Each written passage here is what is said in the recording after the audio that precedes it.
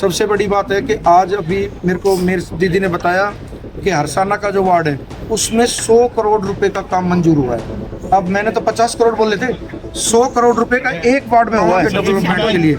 मुझे किसी हद तक भी जाना पड़ो और दीदी को कहीं भी जाना पड़ो, हम दोनों के दोनों प्रयास ये करते हैं कि हमारे क्षेत्र में ज़्यादा से ज़्यादा विकास। हमारा जो सिविल अस्पताल है वो कगार पे है और उसकी फाइल बहुत जल्द पास होने वाली है। मैंने कहा था कि गुड़गांव के लोगों के लिए मुझे एक बेहतरीन अस्पताल चाहिए और उनकी ये मांग रही है और जब लहरा रहा है और सबको मालूम है कि अगर हमें विकास के कार्य करवाने हैं तो भारतीय जनता पार्टी ही एक वो मात्र पार्टी है जो विकास पर यहाँ पे हो। मगर ये है कि यहाँ जो एरिया है वहाँ के जो आसपास लोग रहने वाले हैं उनको सबसे ज्यादा सिविल अस्पताल की जरूरत है। कार्य हो गुड़गांव के हम साथ खड़े हैं और हम जो भी हक की लड़ाई है गुड़गांव या बाकी प्रदेश में भी हम साथ खड़े हैं।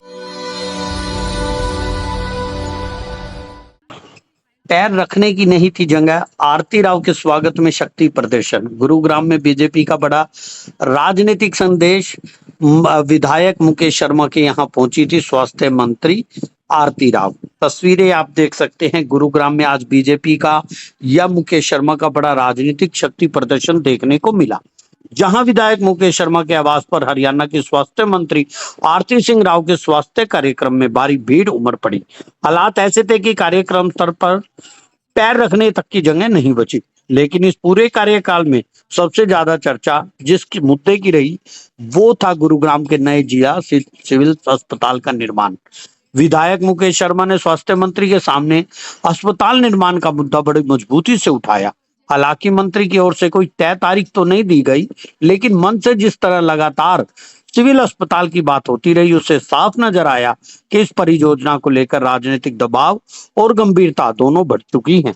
मुकेश शर्मा ने शहर में 30 आरोग्य मंदिर, वजीराबाद पीएचसी और स्वास्थ्य सुविधाओं को लेकर मांग भी रखी। वहीं स्वास्थ्य मंत्री आरती राव ने भरोसा दिलाया कि गुरुग्राम में स्वास्थ्य क्षेत्र के कई बड़े प्रोजेक्ट पर तेजी से काम होगा। कार्यक्रम में केंद्रीय राज्य मंत्री राव इंद्रजीत सिंह और मुख्यमंत्री नैब सिंह सैनी के नेतृत्व में होने वाले विकास कार्यों का भी जिक्र हुआ। राजनीतिक गलियारों में अब इस कार्यक्रम को सिर्फ स्वागत समारोह नहीं, अब भी तो गुरुग्राम में मुकेश शर्मा की बड़ी राजनीतिक।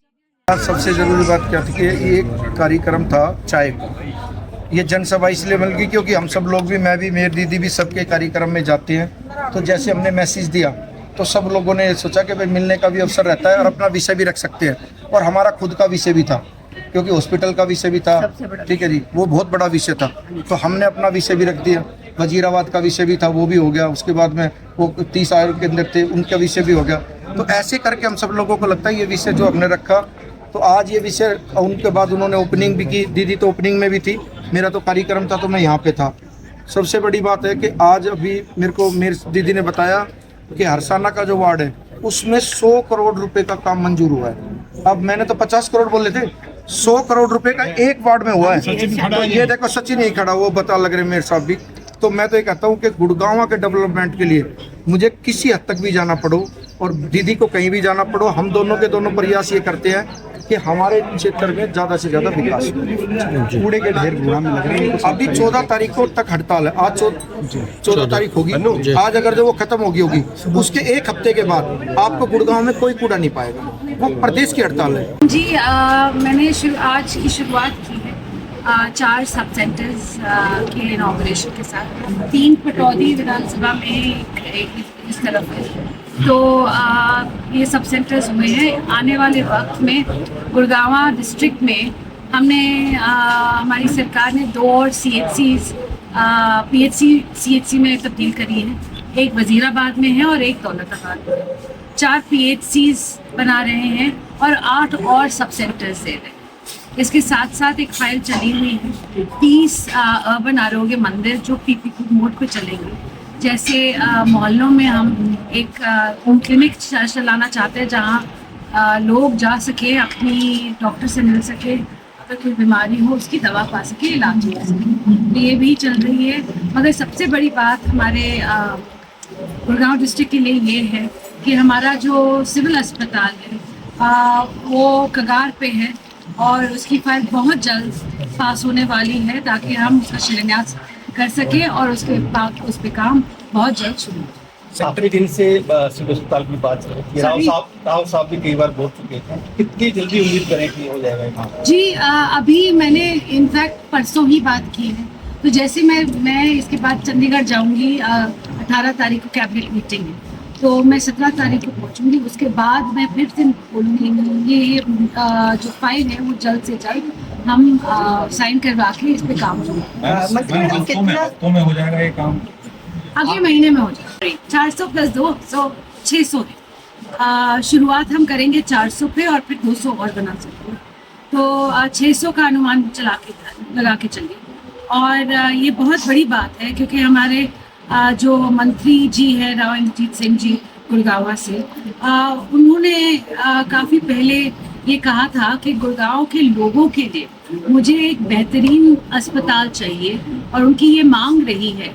और जब मुझे स्वास्थ्य विभाग मिला तो उन्होंने ये प्रायोरिटी पे रखा कि ये जो गुड़गांव का अस्पताल है इसमें काम क्यों नहीं शुरू हो रहा है, और जो भी बाधाएं हैं उसको मैं या तो सेंटर या स्टेट दोनों लेवल पे मैं ज़रूर सुलझा के जल्द से जल्द इसका काम मैं शुरू। फिलहाल ही में नगर निगम के चुनाव हुए हैं, तो आपने भूपेंद्र सिंह हुड्डा के वहाँ से भी जो है बीजेपी ने कमल खिलाया है, किस तरह से देखते हैं जी? सबसे पहले तो रेवाड़ी में जहाँ हम कर रहे थे तो भारतीय जनता पार्टी का कमल खिला है धारूहेड़ा नगर पालिका में और रेवाड़ी नगर परिषद में, और बहुत बड़ी बात है और बहुत बड़ी मार्जिन से ये दोनों चेयरमैन जीते हैं।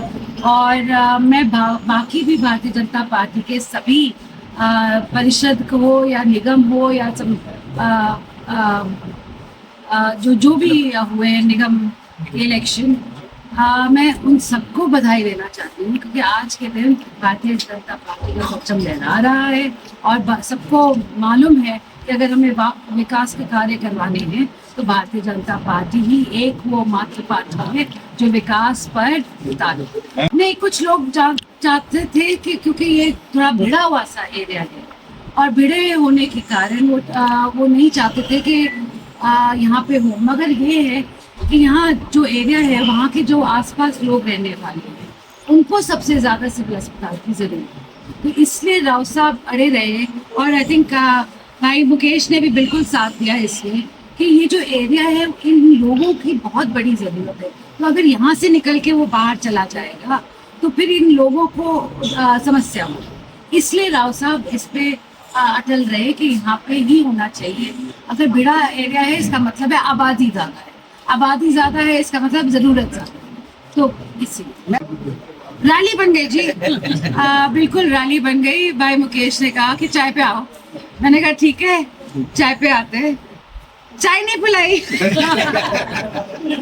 खाना खिला दिया, खाना खिला दिया और इतने सारे लोग आज इकट्ठे हुए हैं और इतना भव्य स्वागत किया है मेरा, और आपने बहुत बहुत धन्यवाद भाई। और आगे भी चल के हम कंधे से कंधा मिलाकर जो भी विकास के कार्य हों गुड़गांव के, हम साथ खड़े हैं और हम जो भी हक की लड़ाई है गुड़गांव या बाकी प्रदेश में भी हम साथ खड़े हैं और हम विधानसभा में भी आगे पीछे बैठते हैं। किस तरह हंटा वायरस जी आज के दिन सिर्फ एक शिफ्ट तक सीमित है, उसको अब लोगों को निकाला जा रहा है क्योंकि स्क्रीनिंग के लिए, और उनको स्क्रीनिंग के लिए वहाँ छोड़ दिया।